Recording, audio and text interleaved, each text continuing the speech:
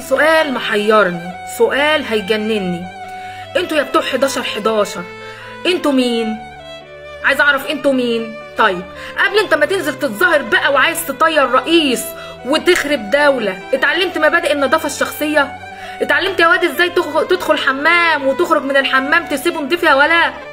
اقسم بالله العلي العظيم الحمامات العامة في المستشفيات العامة وفي المدارس العامة وفي الاماكن العامة تشهد عليكم، ولا الرئيس السيسي هو اللي بيدخل الحمامات العامة؟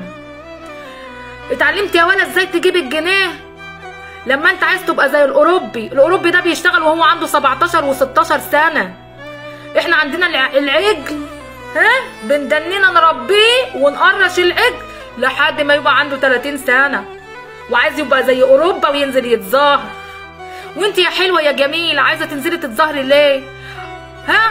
ده انت بتتجهزي ب 300 400 الف جنيه، تعرفي تجيبي منهم جنيه؟ كل واحد يمشي على قده، كل واحد يمشي على قده.